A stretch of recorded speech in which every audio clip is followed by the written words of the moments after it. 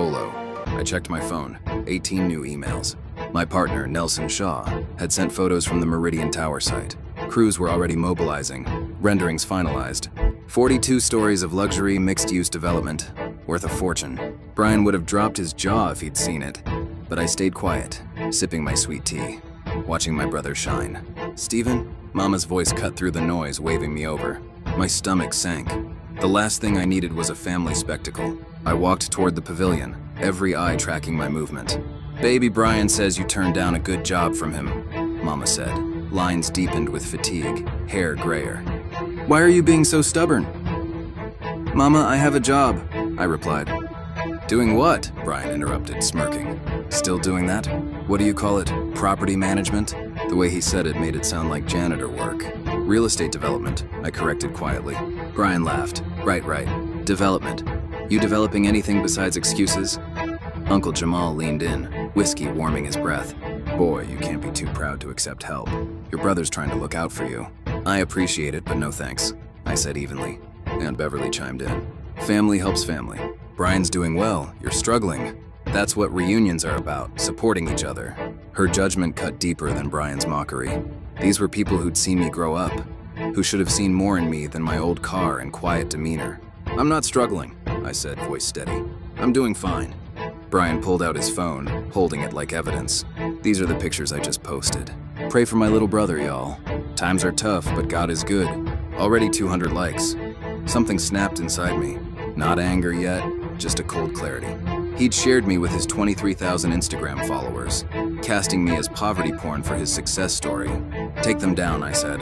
"What?" His grin widened. "Take the pictures down. You didn't ask my permission. It's social media, bro. Public park, public photos?" He shrugged. "Besides, people are commenting how generous I am, offering you work. You should thank me." Heather touched his arm, whispering something, and they laughed together. Mama looked between us, confused. "It's just pictures, Steven. Brian's proud of his family," she said. "Proud?" The word tasted bitter. "He was using me as a punchline." "Now you're being sensitive," Uncle Jamal grumbled. "Always were too sensitive." I stood abruptly, chair scraping against concrete.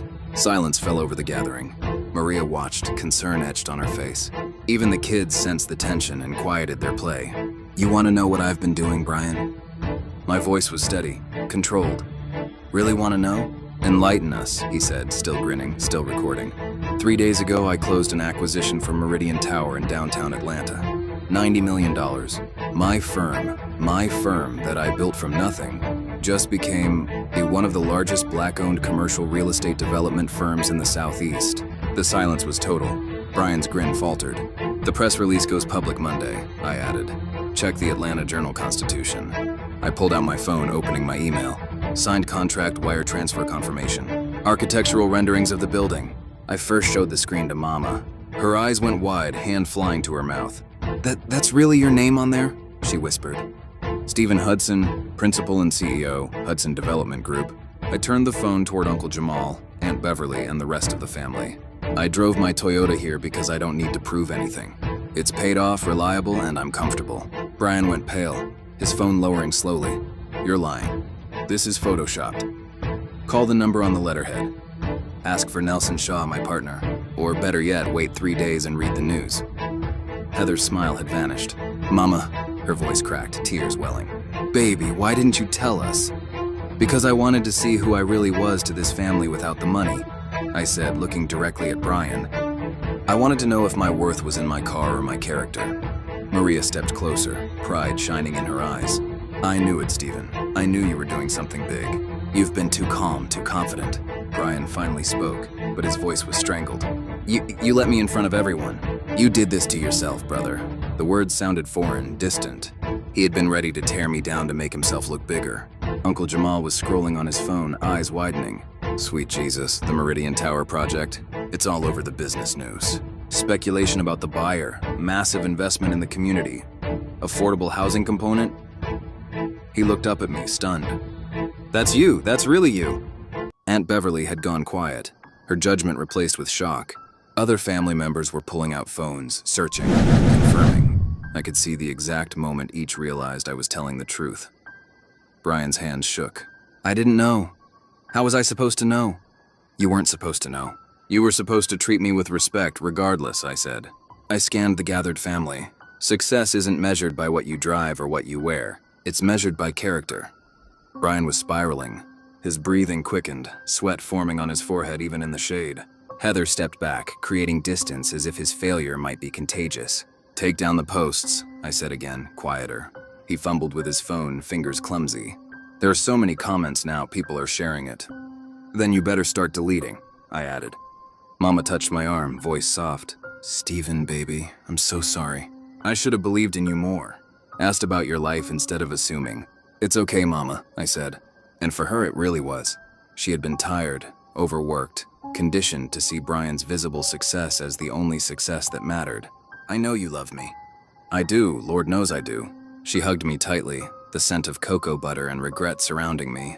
Over her shoulder, I watched Brian frantically deleting posts, reading comments that had turned from sympathy to mockery. Someone had already found the news articles connecting the dots. His Instagram was becoming his own humiliation. Karma, Maria muttered, loud enough for him to hear.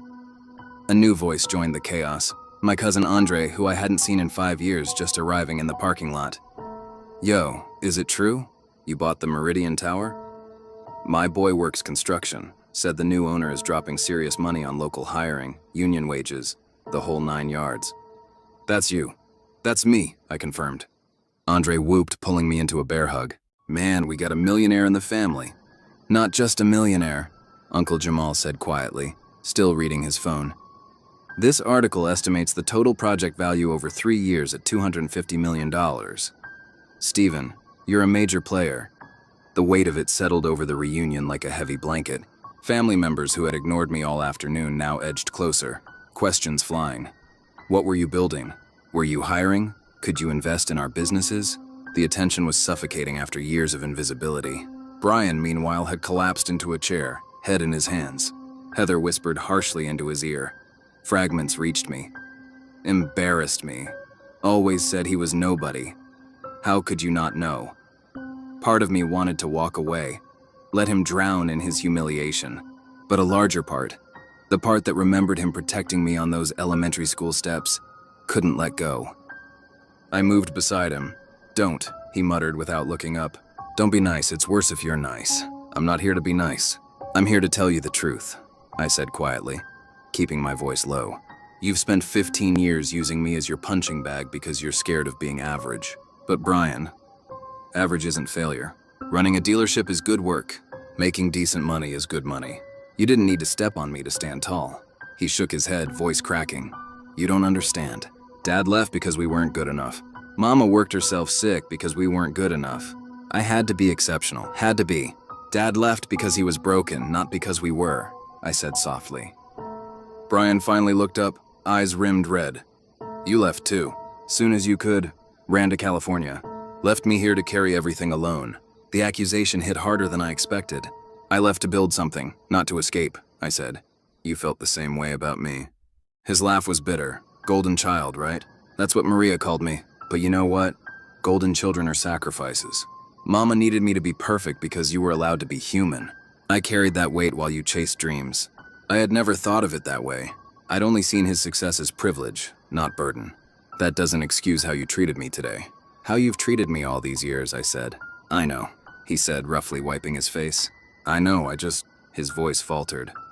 When I saw that car, so you're still looking humble after all this time? I thought I'd finally won something.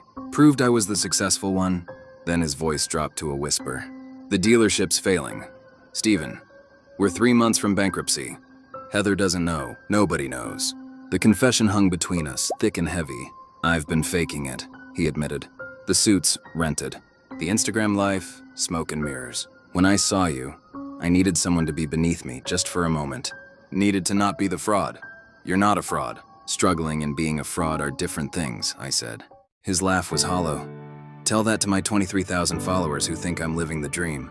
The reunion buzzed around us, but we existed in a bubble of brutal honesty.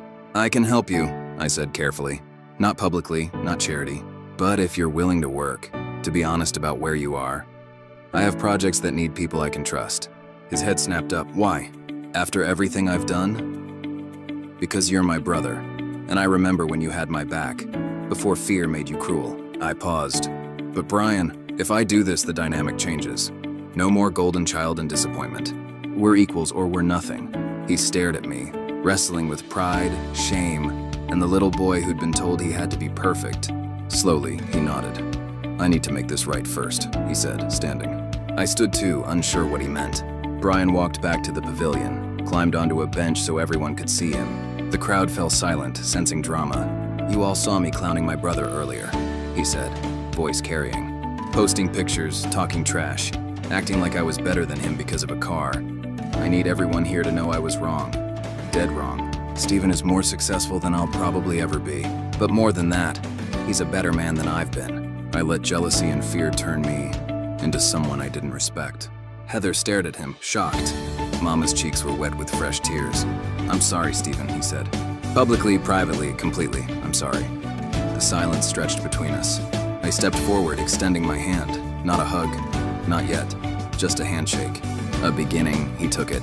The reunion shifted after that. No more performances, no more pretense, just family. Complicated, messy, and real. Brian deleted every single Instagram post, then shared a simple message. Learning humility today. Grateful for family who love you even when you don't deserve it. Maria organized the kids for a water balloon fight, and somehow I ended up soaked, laughing harder than I had in months. Mama sat me down over a plate of ribs asking real questions. Not about my business, but about me. Did I have someone special? Was I happy? Did I miss home? Every day, I admitted. But I'm building something that creates opportunities for people like us. That's what keeps me going. Your daddy would be proud, she said, then corrected herself.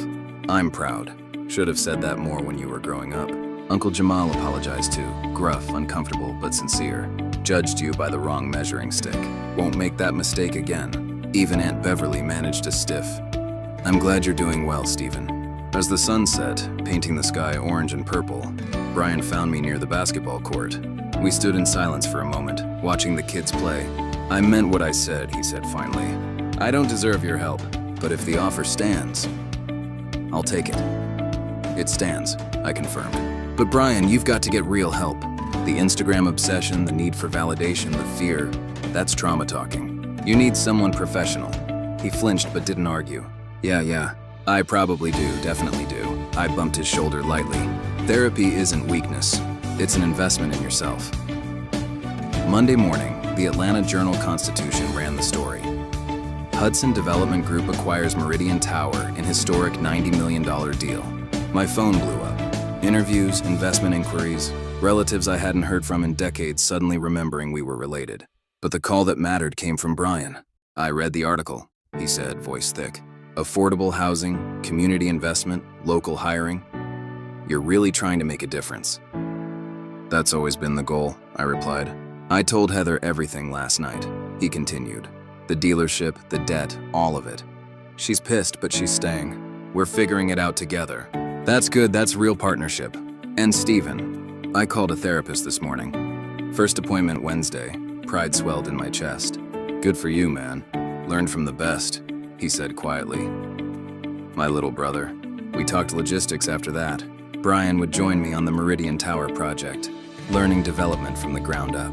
Prove himself through work, not words. It wouldn't be easy, but nothing worthwhile ever is. That evening, I drove my 2003 Toyota Camry through Atlanta streets, past the construction site where my dream was rising in steel and glass, past the old neighborhood where I had grown up invisible.